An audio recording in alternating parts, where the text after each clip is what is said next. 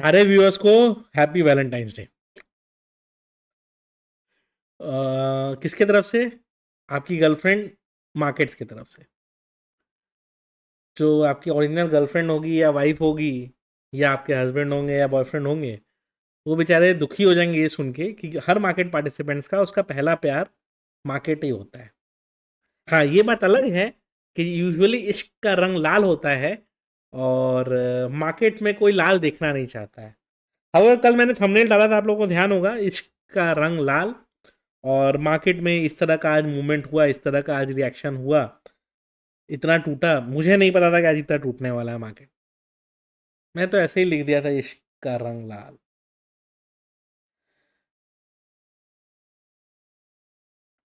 क्यों टूटा? चलिए डिटेल में डिस्कस करें। जानना जरूरी है, रीजन रीजन पता रहेगा ना तो क्या है, आप आगे के लिए, फ्यूचर के लिए रेडी हो जाओगे। ठीक है। एंथ्रोपिक एआई का जो क्लाउड एआई है, क्लॉड एआई, हर वो काम धीरे धीरे एक एक करके वर्जन उसके आते जा रहे हैं, एक एक करके उसका एड ऑन आते जा रहा है, अब प्लग इन आते जा रहा है, जो इनडायरेक्टली ये शो करते जा रहा है कि जो काम यूएस वाले आउटसोर्स करते थे टीसीएस, इन्फी, विप्रो टाइप की कंपनीज को, वो सब काम वो एक एआई वेरिएंट अपने प्लगइन से, अपने एड ऑन से करके दे पा रहा है। तो अगर वो करके दे पाएगा तो फिर इनकी सर्विसेज कौन यूज करेगा, मुझे आप बताओ। तो ये technically out of business, out of market हो जाएंगे बहुत जल्दी, अगर ये अपने आप को इनोवेट नहीं करते हैं तो। देखो, मैं जब भी कुछ जेन्युइन चीजें बताने की कोशिश करता हूँ ना, तो सबका क्या है कि अचानक से नेशनलिज्म जग जाता है। बट मैं एक चीज आपको बता देता हूँ, हर इंडियन बिजनेसमैन सिर्फ गवर्नमेंट का चाट के, 1 रुपया में जमीन लेके, टैक्स फ्री बिजनेस करके ग्रो किया है। कि यहाँ एसईजेड बन रहा है, टैक्स फ्री बिजनेस पार्क है, यहाँ ऑफिस खोल दो, फ्री में यूएस में सर्विस एक्सपोर्ट करो, यहाँ टैक्स मत दो। टैक्स कौन देगा? जो जिसको सैलरी मिलेगी तो पब्लिक से ले ही लेंगे ना। वही हुआ है। ऑफ लेट क्या हो गया है, इंडिविजुअल्स का tax has become more than corporate tax, क्योंकि सारे कॉर्पोरेट्स को तो टैक्स का बेनिफिट कहीं ना कुछ करके मिल रहा है, और इंडिविजुअल्स को जो सैलरी मिल रही है उसमें से खून चूसते रहो, चूसते रहो, चूसते रहो। तो अब यही है, मतलब कुछ कर नहीं सकते इसमें, you can not help it. Point is, you can not help it, you have to live with it. तो इंडियन कंपनीज ने हमेशा यही किया है, कभी इनोवेशन नहीं करेंगे, कभी कुछ नया प्रोडक्ट नहीं बनाएंगे, इधर से सामान उधर खरीद के बेचते रहेंगे, दलाली करते रहेंगे, काम चलाते रहेंगे। और कोई चीज दुनिया में अगर सस्ती मिल रही हो तो यहाँ पे गवर्नमेंट को प्रेशर दे के उन कंपनीज पे एंटी डंपिंग ड्यूटी ये वो कुछ लगा के, या फिर इंपोर्ट में इंपोर्ट ड्यूटी लगा के वो कर देंगे, आपको खरीदने से उसको रेस्ट्रिक्ट कर देंगे। जिससे क्या होगा कि चीजें यहाँ महंगी मिलेंगी तो लोग इंडियन प्रोडक्ट खरीदेंगे, जबकि उनके टेक पे, उनकी क्वालिटी पे कम्पीट नहीं करना चाहेंगे। आप चाइना जाओगे, वहां पे 8,000 10,000 डॉलर से बढ़िया बढ़िया ईवी मिलना चालू हो चुकी हैं। यहाँ पे खरीदना पड़ेगा आपको टेस्ला 70 लाख का, और नॉर्मल खरीदने जाओगे तो वो भी नॉर्मल कार से 4-5 लाख रुपए महंगे मिलेगी। तो ये तो हाल होके रखा है। और तरीका क्या लगा के रखा है इन लोगों ने? बस एक ही लॉजिक लगा के रखा है, देखो हम तो सुपीरियर है ना। बट यार ये बिजनेस थोड़ी हुआ। आप कॉम्पिटिटिव टीचर बना ही नहीं पा रहे हो इंडियन कंपनीज का। अच्छा, बनेगा भी कैसे? कंपनीज को बिजनेस करने के लिए इतना जगह पैसा खिलाना पड़ता है कि वो कॉम्पिटिटिवनेस लाएंगे कहां से? कॉम्पिटिटिवनेस लाने के लिए एकदम लो मार्जिन पे काम करना होगा, लो मार्जिन में काम करना होगा तो चंदा कैसे दिया जाएगा? तो यही यही सब प्रॉब्लम है, इसीलिए इंडिया ग्रो नहीं कर पा रहा है। काफी लोग बोलेंगे देखो हम फोर्थ लार्जेस्ट इकोनॉमी बन गए। आप वर्ल्ड के लार्जेस्ट इकोनॉमी बन जाओगे फिर भी गरीबी रहोगे, क्योंकि मेरा वेल्थ बढ़ जाने से मेरी मेड का नहीं वेल्थ बढ़ जा रहा है। अंबानी साहब का वेल्थ बढ़ जाने से मेरा वेल्थ नहीं बढ़ जा रहा है।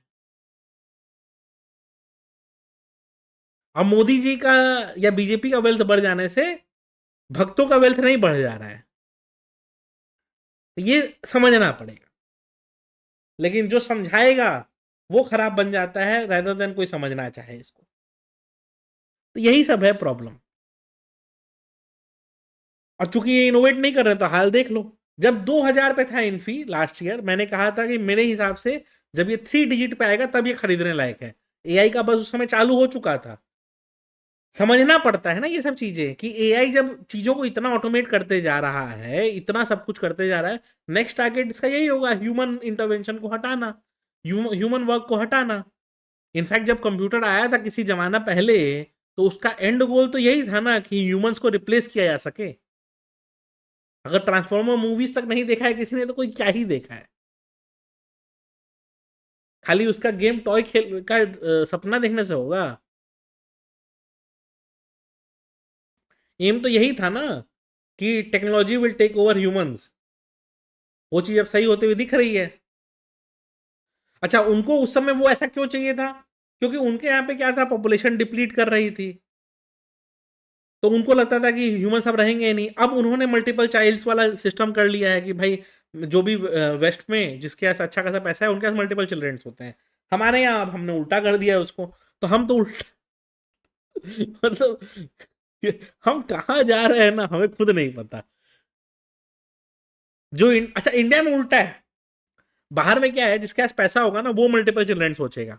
इंडिया में कैसा है, जिसके पास पैसा है वो सोचता है एक ही को अच्छे से पढ़ा ले, क्योंकि जॉब तो उसके लिए भी नहीं है।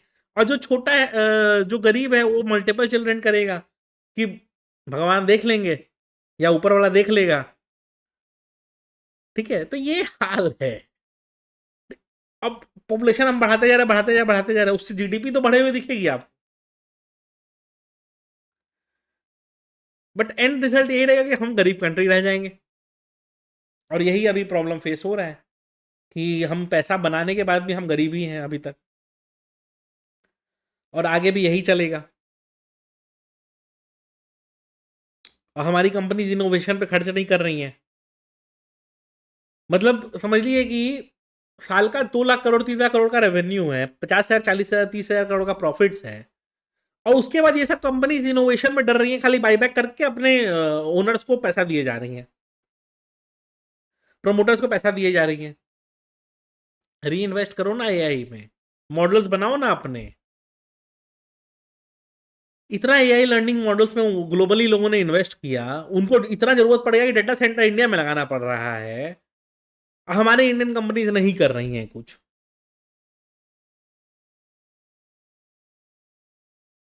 कुछ लोग बोलेंगे सर इंडियन कंपनी ही तो डेटा सेंटर बना रही है। भाई वो इंफ्रास्ट्रक्चर बना रही है रेंट आउट करने के लिए, उससे इन्फी टीसीएस नहीं ले रहा है रेंट पे। उसके लिए एआई मॉडल बनाना पड़ेगा। ये अपने एम्प्लॉयज को ये ट्रेन करेंगे कि एआई लर्निंग मॉडल यूज कैसे करते हैं। मैंने ये जब ये आया था ना, चैट जीपीटी आया था, डीपसीक आया था ना, तो मैंने यही एक ट्वीट किया था, बहुत वायरल हुआ था ये ट्वीट, ग्लोबली वायरल हुआ था। मतलब समझ लीजिए कि 3 या 4 मिलियन वो ट्वीट की रीच चली गई थी, इतना हाई रीच चला गया था। उसमें मैंने यही लिखा था कि US launches ChatGPT, China launches DeepSeek, Indians will launch 1000 courses on how to use ChatGPT, how to use DeepSeek. अब कुछ लोग मेरे को कमेंट करेंगे तुम ही बना लेना इतना है तो। मैं बैठा हूँ 40,000 करोड़ के प्रॉफिट पे। मेरा जो भी थोड़ा बहुत पैसा है ना, मैं ऑलरेडी री इन्वेस्ट करते रहता हूँ मल्टीपल बिजनेसेस में, कि कहीं तो कुछ चले, कुछ तो चले, कुछ तो इनोवेटिव हो, कुछ तो नया हो। मैं अपने फील्ड का कर सकता हूँ, वो उनकी फील्ड है, वो करें उसमें। 30,000 करोड़ 40,000 करोड़ की प्रॉफिट ले लेके साल साल भर बैठ के वहां पे दलाली करने के लिए बैठे हैं गवर्नमेंट की ये लोग, तो होगा क्या? अरे करो ना भाई, कुछ काम, कुछ प्रोडक्ट बनाओ, कुछ नया इनोवेशन लेके आओ। वो सब कुछ नहीं करना है, खाली बैठ के दलाली करके खाना है। तो ऐसे थोड़ी दुनिया चलेगी भाई। तो आज तुम्हारा शेयर 30% 40% टूटा है, कल 70% गिर जाए, कौन सी बड़ी बात होगी? 2000 का शेयर 1300 पे चल रहा है इन्फोसिस का, देख लीजिए। और उस समय बात चल रही थी कि ये 2000 का नहीं 4000 जाएगा।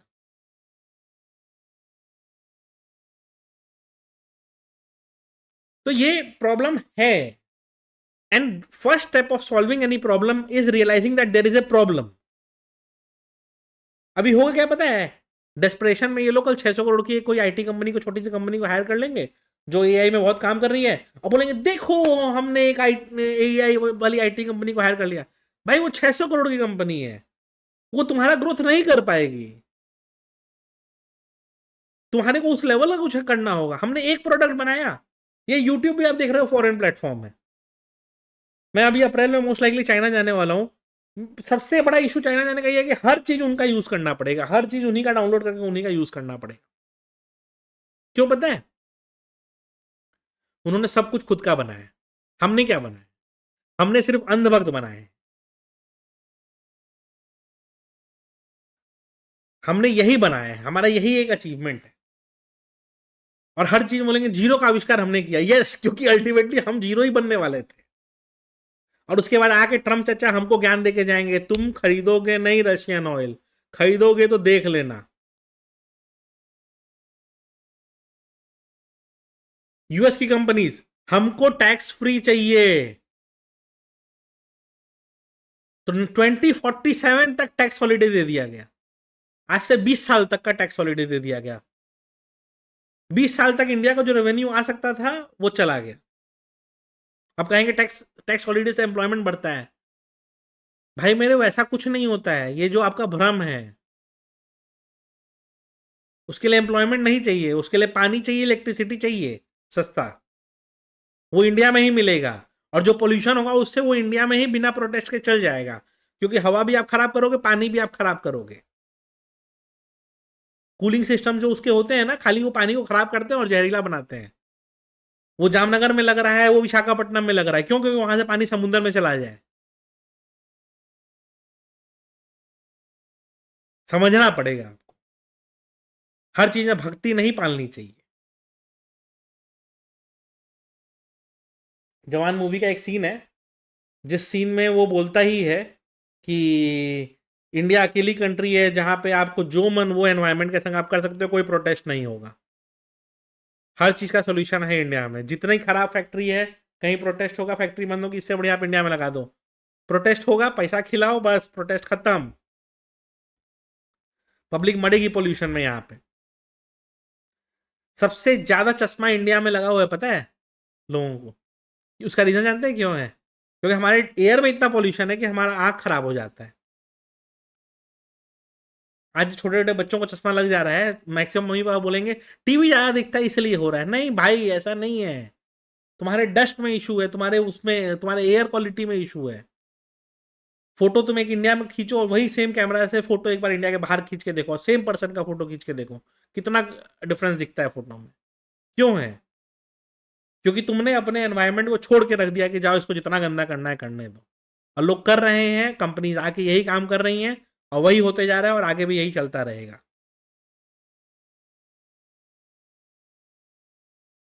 इंडिया के लिए सबसे बड़ा कॉम्प्लीमेंट पता है क्या है? इंडिया में कोई जगह अगर अच्छी दिख रही हो, तो उसका सबसे बड़ा कॉम्प्लीमेंट ये होता है कि ये इंडिया जैसा नहीं लग रहा है। इस देश का सबसे बड़ा कॉम्प्लीमेंट ये है कि कोई एरिया अगर अच्छी दिख रही है, तो लोग उसको ये कहते हैं कि ये इंडिया जैसा नहीं लगता है। इमेजिन करिए, ये हमारे देश के लिए कॉम्प्लीमेंट है। एक मेरे फ्रेंड ने एक कोट भेजा था मेरे को, what Bihar is to India, India is to the world. उसने मेरे को इसलिए बोला कि मैं बिहार से हूं। काफी लोग मेरे को भी बोलते हैं कि तुम बिहार से नहीं लगते हो। ये मेरे लिए कॉम्प्लीमेंट हुआ, ये बिहारियों के लिए गाली हुआ? बताइए। मैं इसको कॉम्प्लीमेंट नहीं मानता हूं, बट है तो यही। This is the reality, you can not change it. Harsh है, बट यही है जो है।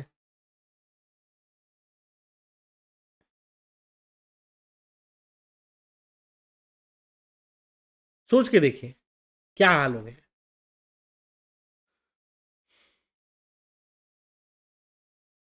अभी तो मैं एक चीज बोलूंगा तो सबको खराब लग जाएगा।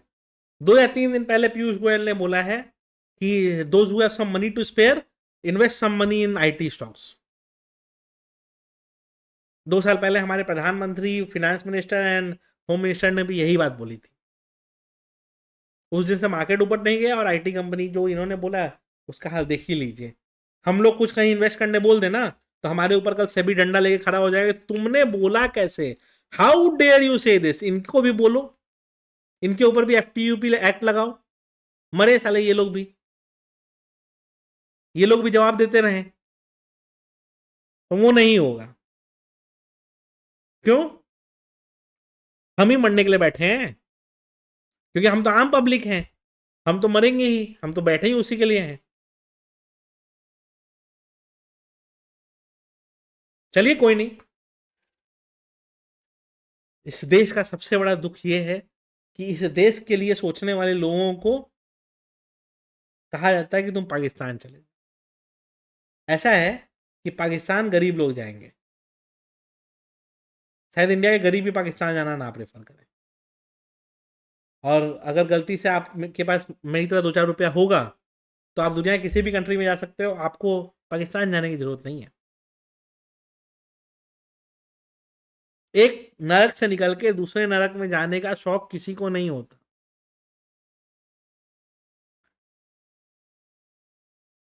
ठीक है,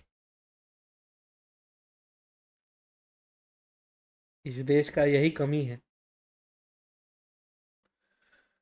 चलिए, मार्केट आज खुला ही गैप डाउन था, ज्यादा कुछ था नहीं डिस्कस करने को।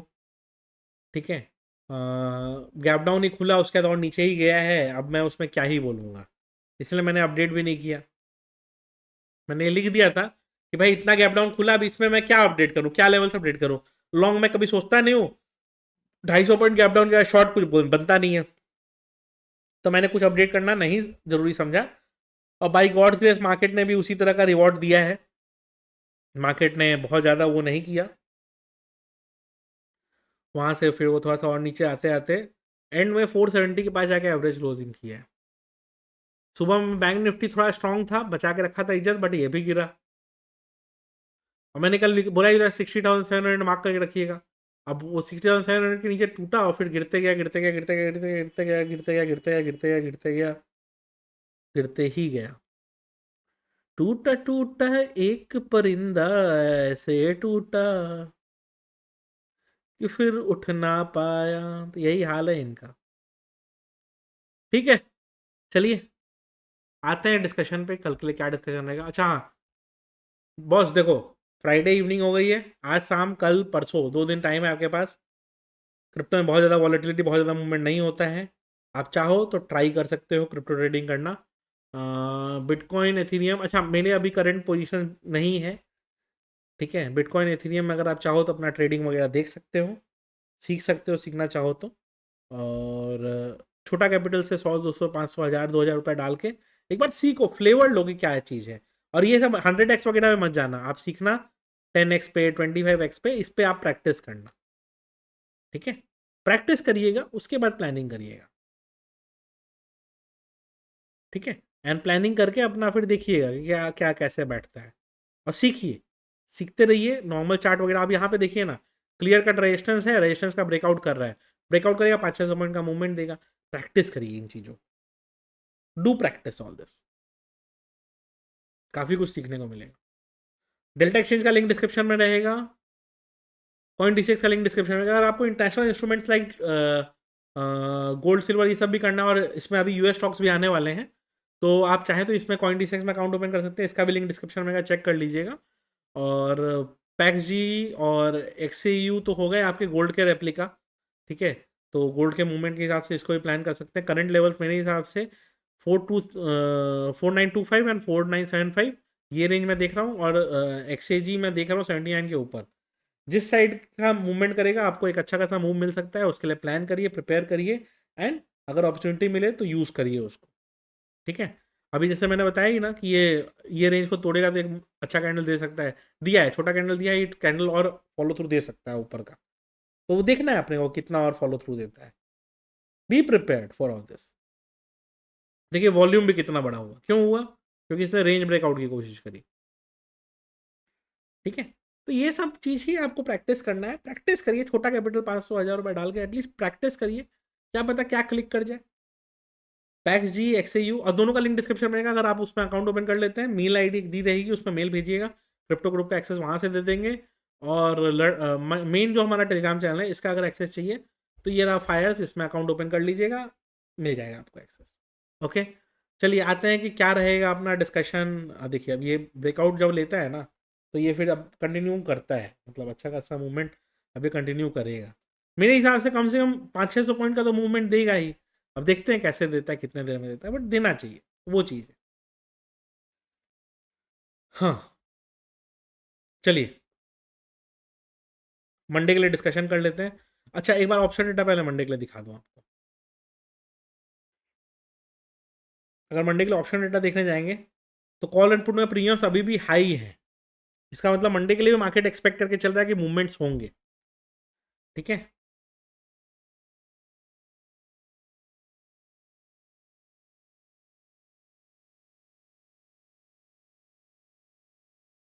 लेवल्स क्या ध्यान रखने हैं अपने को? जब तक 25,500 रिक्लेम नहीं करता है मार्केट बुलिश नहीं होगा। मार्केट को बुलिश होने के लिए क्या करना है? पहले 25,500 रिक्लेम करना है। 25,500 रिक्लेम करने का मार्केट बुलिश हो सकता है। 580 तक फर्स्ट हर्डल रहेगा, उसके ऊपर देखते हैं। डाउन साइड में मेरे हिसाब से 25,440 ये लेवल ध्यान रखिएगा। इसके नीचे टूटता है तो 380 first level and 320 second level आपको देखने को दिखा सकता है मार्केट, ध्यान रखिएगा। निफ्टी बैंक में आते हैं। निफ्टी बैंक बहुत दिन के बाद एक मतलब नहीं होता है कि स्ट्रेंथ लूज करता हुआ दिखा। मैंने कल भी ये चीज़ बोली थी आपको कि इसमें शायद बियरिश पोजीशंस बनते हुए दिख रहे हैं। बट ठीक है, चलो आज तो बना है, दिख रहा था उस दिन बट आज तो बना है। जब तक 6250 को रिक्लेम नहीं करता, क्योंकि लास्ट कैंडल इस तरह से बना है, बट 6250 को जब तक रिक्लेम नहीं करता मार्केट बुलिश नहीं होगा। ये रिक्लेम कर भी लिया तो 6400 पे एक हर्डल है, बट पहले वहां तक मार्केट मूव तो करें फिर देखेंगे। नाउ डाउन साइड का मूव 60,150 के नीचे देखिएगा। 50 एंड 900 तक का एक मूव बनता है। 50 एंड 900 टूटने पे कोई बड़ा फॉल का गुंजाइश है, नहीं तो नहीं है, ध्यान रखिए। इंटरनेशनल एसेट्स इंडिया वाला देख लेते हैं। 2,50,000 सिल्वर जब तक ब्रीच नहीं करता तब कुछ नहीं करना है। इंडिया विक्स देखिए फाइनली ऊपर जाना चालू हुआ है। अगर इंडिया विक्स इसी तरह ऊपर जाता रहेगा तो अच्छा खासा बुलिश मूव बनता रहेगा। क्रूड टूटा है, जब तक 5700 रिक्लेम नहीं करता बुलिश व्यू मत लीजिएगा। नेचुरल गैस 288 का लेवल ध्यान रखिएगा, उसी के पास चल रहा है। 290 क्रॉस कर गया तो बुलिश व्यू ले सकते हैं, उसके पहले नहीं लेंगे। ठीक है, 288 से लेके 284 ये जोन नो ट्रेड जोन है, ध्यान रखिएगा। गोल्ड थोड़ा सा डिप आया है, लेकिन मेरे हिसाब से जब तक 1,50,000 के ऊपर है वो बुलिश व्यू में ही इंटैक्ट है। वीडियो अच्छी लगी हो तो लाइक जरूर कर दीजिएगा।